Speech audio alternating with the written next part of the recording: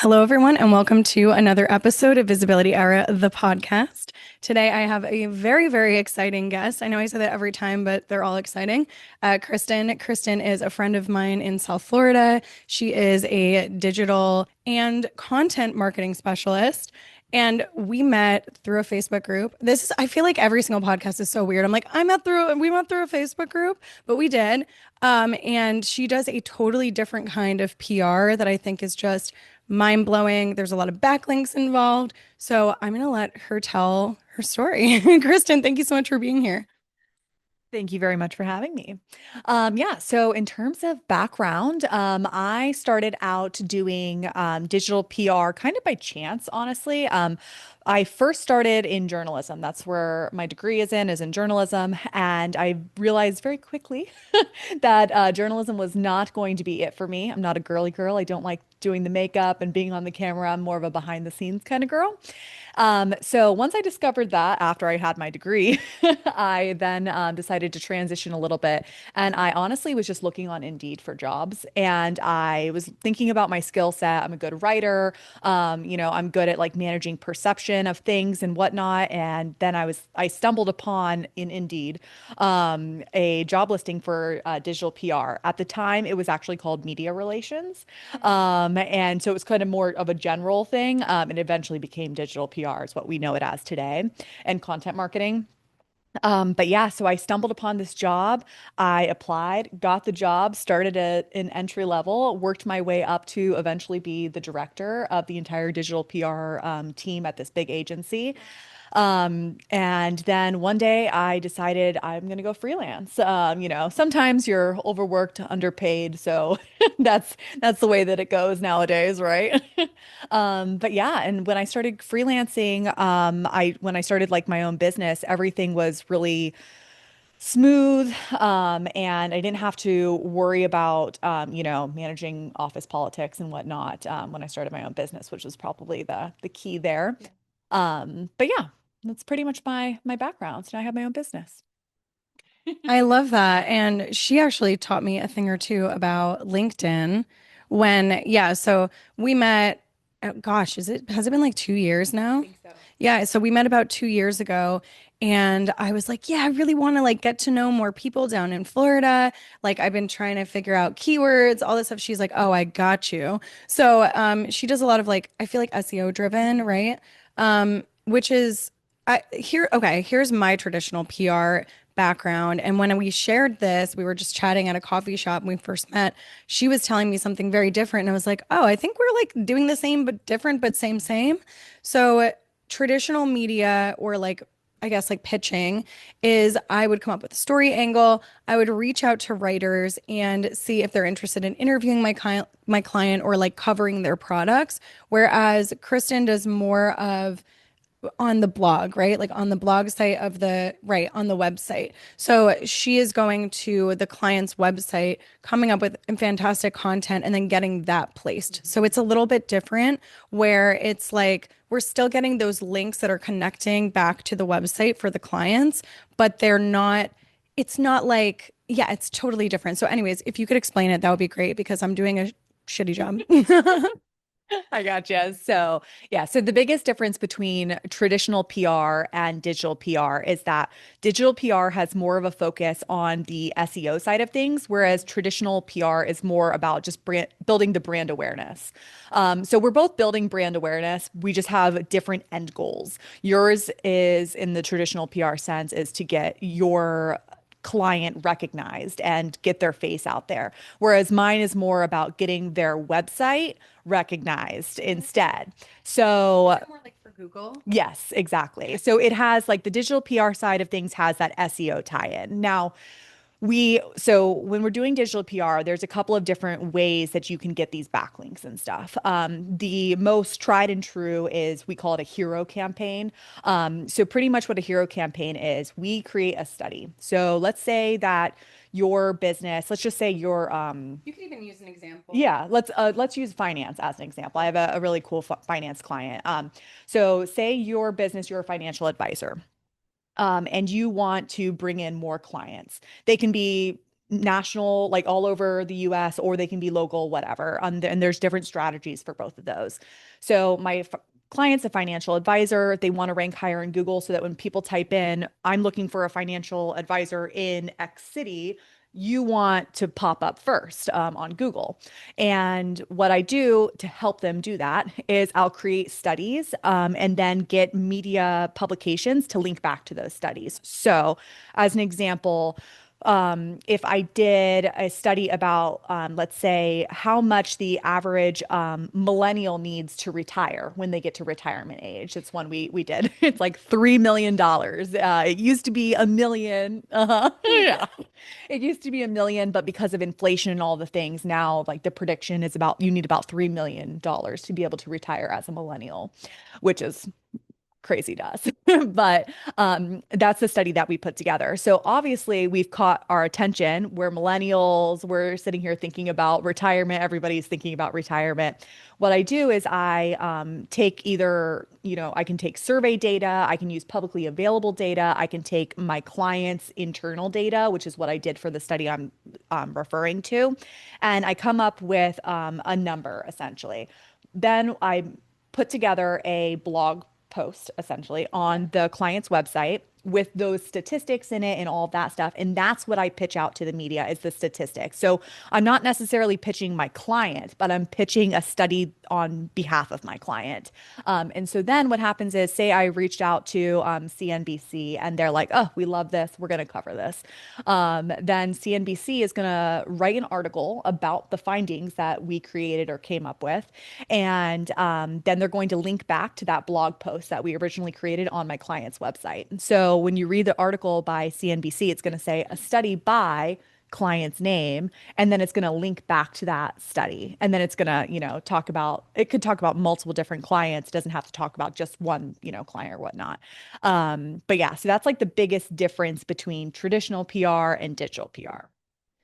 That's awesome because that also creates so much credibility. Like if you're creating a study and then they're talking about this study and saying this is the person that created or found this, that is very powerful. So not only for links, but also for your client to say like, "Oh, our study, what we found has been featured on CSNBC or whatever that is." So that's incredible. I want to talk a little bit about viral campaigns, viral content campaigns, syndication. So I know what syndication is, but our audience might not know. So can you give them a background of how to create a viral campaign or like maybe like what has happened with clients in the past and what syndication is? Yeah, so I'll go back to referring to that study that I was just talking about with the millennials there, with the $3 million that we need to retire. So for that campaign, that was a viral campaign that we put together, and it pretty much in order to make something viral, you need to have a couple of different elements to it. Number one, you need to have something that is appealing to a mass audience. Obviously, the more people that are interested in something, the more news outlets are going to cover it. Makes sense. And then the next thing is you need to be credible. That's another really big thing that I think a lot of people forget. So, with my client in particular, they're a financial advisor. They have all the accreditations. Immediately, they're credible. Sometimes it can be a little bit more tricky to create viral content if you are maybe somebody that's not as well known or just starting out. You don't have that initial credibility already. So the more credibility you have, the easier it is to go viral as well. And then I would say the third thing that you need to have to go viral is you need to have something that is really interesting or shocking. And you can do that in a few different ways. You can do that by either pulling on like the heartstrings, like the emotions of somebody, or talking about, for instance, with this campaign with the $3 million, that's like shocking. But it's also something that people need to know the information to, or like maybe they don't need to know the information. Relatable. Yes, relatable. Yes, it's going to impact their life in some way. So those are kind of the big things you need to make a campaign go viral. And then on top of making it go, like, I guess I should say the way to make it go viral is then to pitch that out to the media. And the bigger the news corporation is that covers your the first piece of coverage, typically the easier it is to go viral as well. So for instance, I mentioned like CNBC. That's a great one to go viral because they have an already large syndication network, which you were just referring to a minute ago. So that is one of the news outlets that I always love to target. I also am a big fan of like Go Banking Rates, The Motley Fool as well. Those ones all have really good, nice syndication networks. And pretty much, you asked what a syndication network is, or to describe what a syndication network is. So pretty much what a syndication network is it's just news organizations that are typically affiliated with each other. Sometimes they're not. There's multiple different ways that this can happen, but the easiest way to explain it is CNBC, let's say that they own a bunch of different affiliates throughout the United States, maybe even overseas, you know. So if they have all those different affiliates, they will pick up the same news stories and just essentially copy the story over, put your link in there again, and then publish it on their website. So as an example, we could use, let's say, I'm going to use Go Banking Rates as an example. Let's say Go Banking Rates, and this is not a real example, but Go Banking Rates has a syndication network in Florida. So I pitch it originally to Go Banking Rates, their national network. They're not one of their national people covers it, and then they send it down to one of their Florida affiliates and say, hey, this company is actually in Florida too, so you should cover this because it's even more relevant to your local news. So it's kind of one of the ways that syndication works. Essentially, you send one media pitch and then you get 10 syndication network links and stories from it. Yeah, which is so powerful. I definitely target Go Banking Rates, and then I'll target like Bustle always syndicates to like Yahoo, MSN, AOL. So it's like or Women's Health a lot of the times will do that. So it's fantastic because you don't just get one press piece, you're getting a lot of press pieces, and then you also earn those logos, you earn those backlinks. So it's super powerful to do that, which is great.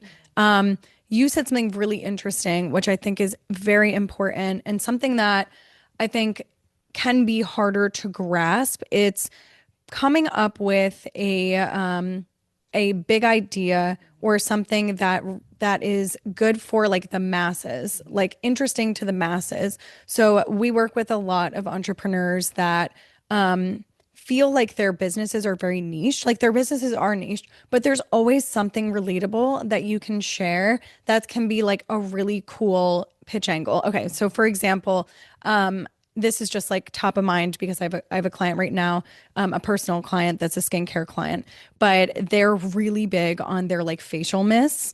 And she was telling me like you need to know how to use a hydrosol. Like you can't just use it on an airplane because if you do and you just spritz your face, you think that you're like dehydrated, you spritz your face, it's actually going to dehydrate you more because of the environment. It was so interesting. Anyways, she's telling me how to use a hydrosol and she's like, you have to spritz your face, then you use your serum, you spritz again, you use this. So we did a whole pitch angle recently on that and like how to use that because like it is so viral. I feel like Mario Dabesco or whatever his name is, he like made it really popular a few years ago.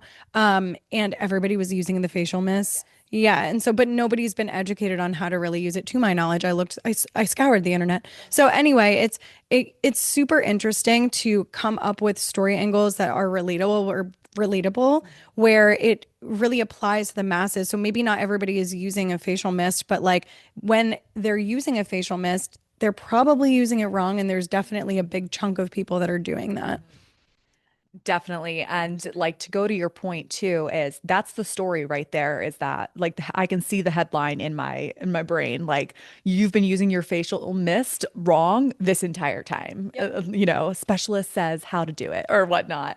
That's exactly the type of stuff you need something for it to go viral. You need it to be something that is appealing to a lot of people and it has to pull into that like some type of way that it is personalized to the people, so for instance like an idea right now is that in it's hurricane season, so they've been talking all about if I were to have like a weather client of some sort or an insurance client too, because we're now in hurricane season here in Florida, and so that is on the top of everybody's minds right now. So if we were to create some type of hero campaign about maybe the past past history of all these hurricanes and then have like a predictability, like which coast of Florida is it going to hit, this year based on like, 15 years of data. That type of stuff is really interesting. And we can do that just by pulling, data from previous years, like historical data, essentially.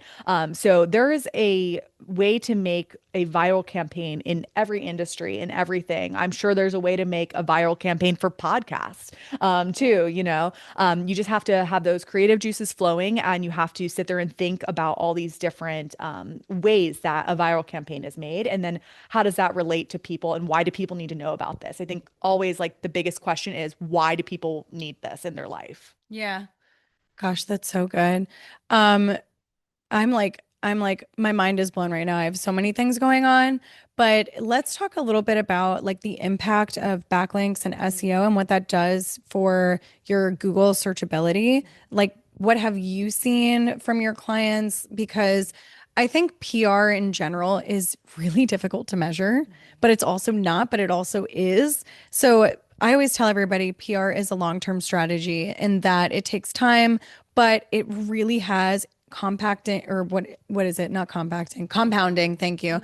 Compounding results where like if you get a feature, maybe it syndicates, but also like that lives on the internet forever. And so you're just continuing to grow with that brand awareness. I'm also really big on talking about like new avenues of or ways for people to find you. So like they might see you on CSNBC, but if they're seeing you on Fox and then they're seeing you on, another news site again, they have that repetition where they're like, oh, I think I read about this person. I know this person. They're super credible. So it's really like top of mind. It's this long-term strategy that every big brand is doing. But coming back to my question of how on the tech side, like what is the searchability? What is the SEO component that it, really helps build a brand? Yeah, so there's a few different things that you have to think about when we're talking about links in general. So first of all, there's like five different types of links that you can get, or I should really call them five different types of coverage because they're not all links. So first you have what is called a do follow link. That's the best one, the most important one. So pretty much it's just a tag in the HTML when you can go in and inspect the HTML pretty much and look at the tag. And there's also like tools that will just highlight it for you. It's actually called like a no follow tool. It's just like a Google Chrome extension that you can put on there. And it'll tell you if something is a do follow, which is what you want, or if it's a no follow link. So you've got do follow links, no follow links. Then you also have co-citations, and I'll explain these all more in depth in a second too. Yeah, I'm going to give you all five first. So do follow, no follow, co-citation, and then you have text attribution. And those are kind of like the big four. And then you also have no attribution. So the fifth one doesn't really count. The fifth one is they're plagiarizing and they didn't give you credit essentially for the study or whatnot if they're just giving no attribution at all. But for the do follow and the no follow and the co-citation, those are typically the most common ones. Those are actual links that you're going to be seeing. So your do follow link is going to be the best. It's the one that is telling Google, hey, this is a trusted source and we should award some value to this source is pretty much what that's saying. A no follow link is like, oh, okay, this is a trusted source, but it's not going to award any extra value to that source.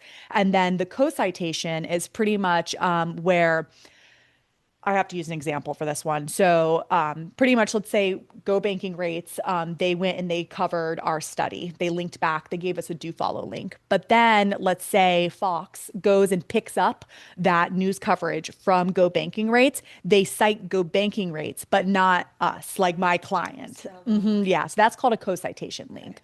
And that still gives you value because it's still giving you, number one, all that syndication, which is huge. There's also still going to be room room for opportunities where somebody else syndicates it and they do make it a do follow link instead of that co-citation link. But it's not as valuable still. So the number one most valuable is that do follow link in terms of linking. Now, remember that through all three of those types, you're still getting brand recognition regardless, which is more of the traditional PR side of things. So you're still getting that brand recognition. And then for the text attribution one, that's going to be no link, but they are at least attributing it and saying that, you know, the client is the one that did this study and came up with it. So you're still getting that brand awareness there. Now, the no attribution, like I was saying before, that's plagiarism. That's when I start to write an email to them and say, "Hey, you plagiarized," you know. So yeah. So those are the five types of backlinks, or five types of coverage, we should say, that you're looking for. Now, when it comes to those bits of links and coverage, there's no way to guarantee like, hey, I'm going to get a do follow link, or hey, I'm going to get a no follow link for this or whatever. But there are some publications that will specifically, it's just like their policy that they only do no follow links. And if I have a client that is really like techie and into the SEO, I'll tell them, okay, I'm not going to target, like, we're not going to get links on, like, let's use Forbes as an example. Uh-huh. Yes. Yes. It's just, I'm not techie enough to know exactly why they do it. Only sometimes. Yes, and it's exactly, and there's no guarantee. So if I ever have, like, I always tell my clients, well, when I first onboard a client, I'll ask them, who are your dream publications that you would want to be featured in? Everybody always says the New York Times.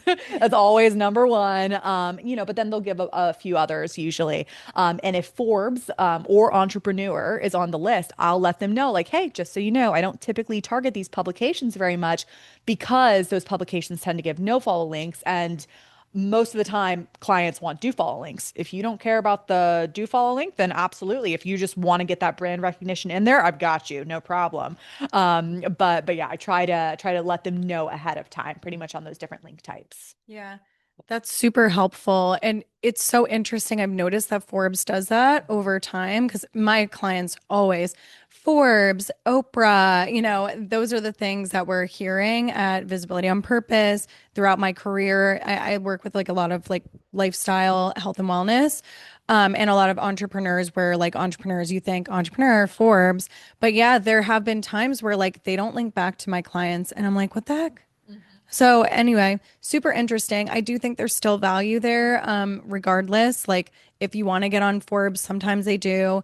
And you get the logo, you get to say that you're a Forbes featured XYZ. So if you are a brand that is going to a lot of seminars, you want it on your website, like that credibility holds a lot of weight. Everybody knows Forbes. So I don't think it's necessarily a bad thing. But like you said, if there is somebody that is like, I honestly don't care. I just want the SEO boost. And there are a lot of techie clients out there where that's literally what they care about. It's so interesting. And this is where we talk a lot about figuring out your own personal goals for your brand or your, excuse me, for your brand or your business. It's like figure out those personal goals and what you want out of it. If you're very techie, you don't care, you just want the links and you want to get your business everywhere, you can totally do that. However, if you're somebody that like maybe goes to a lot of in-person conferences and like you want those like big shiny logos and like that's what you care about, maybe this strategy is better. So anyway, thank you, Kristyn, so much for coming on today because what I just think what you do is so cool and such a compliment to traditional PR. Gosh, everybody should work with like the both of us. If there's a brand out there looking for anybody to just tag team, let us know. I'm just kidding. But thank you because we've heard this a lot through clients at Visibility on Purpose where they want to learn about backlinks. Somebody told somebody this, that it's actually one of our best videos on our YouTube channel as well. So go watch the other backlink video. I'm going to show you a screenshot. I'll link it in the video. And also watch this one to really fully understand if you want to either do this yourself or find a professional to do it for you. Yeah, and another thing I have to say too about all these different links and also, the value behind them. Whether you're getting your name out there as a link version of it, or whether you're getting your name out there just as an unlinked, just as brand awareness, it's all still really valuable. Yeah. Especially when you can kind of combine traditional PR with digital PR too. This is thing that we as digital PRs have been doing most recently, and it's a combination of that. We call it reactive pitching. So a lot of the times you'll see, I'm sure that you've heard of different things like Haro and Oh yeah. SOS, yeah, and Qwoted, all those. So we'll use those different, I guess, I don't even know what we should call them, journalists. Essentially, journalists go to those different platforms to be able to send out a question like they're looking for an expert on XYZ. I'll use my financial client as an example again. So they're looking for a financial advisor to comment on the stock market right now. So what we'll do as reactive digital PR is we'll go in and say, oh, perfect. I have a financial advisor as a client. So I will go to my client and I'll say, hey, a journalist at Go Banking Rates is asking for this, this, and this. Can we answer those questions for them? So we'll go put it on a Google Doc, answer those questions, send it back over to the reporter and say, hey, I have a source for you. It's this person. Here's a link to our website as well. And we have the answers to your questions. And then if they like the quotes that you've come up with, they will put those into their into their article. And the goal is there then to get them to just link back to the homepage of your client's website. So that is where we don't have to have a hero campaign. It's just reacting to whatever we can do to help out our clients or help out the journalists through our clients to be able to get them a source. And that's what we call reactive PR or reactive digital PR, I should call it. It's similar to traditional PR. Yeah. We are big on that. I do that with every single client. We tell all of our clients to do. Actually, I would say most of the VOP clients probably just use Quoted or Haro is back, by the way. It's Help a Reporter Out. It's a newsletter. But we'll tell them Quoted, featured, Haro, and they'll just kind of hone in on those. Because I get it. Like it can be overwhelming sometimes to do the outreach, but if you can at least do the reactive piece where you get an email in your inbox of like what writers are covering what, you can start to gain some traction, get some coverage there. Speaking of, we're besties with Quoted. We've had them on the podcast before. Yeah, so another show notes. Look at the show notes if you're interested in Quoted. They have a free model and a paid model, and we do have a affiliate link. So we would love if you sign up through our link. But Kristyn, this has been so important, I think. I think when it comes to PR, the education piece is big. Whether you are going to do it yourself, hire somebody, or you're just building a brand, understanding what PR can do for your business and the different kind of strategies, I think is so important. So thank you so much for being here. If anybody wants to connect with you, how can they find you? They can find me on LinkedIn. That's where I talk to most of the people that want to connect with me. So yeah, my LinkedIn is you just go in there and search for my name, Kristyn Pilgrim, and my name is spelled funny. It's Kristyn. So I'll pop right up there, right at the top once you type that name in. And yeah, connect with me there. Message me if you have any questions. Always open to them. I like to help people out and educate. It's my bread and butter. So yeah, thanks for having me. Thank you all for listening to another episode of Visibility Era, the podcast.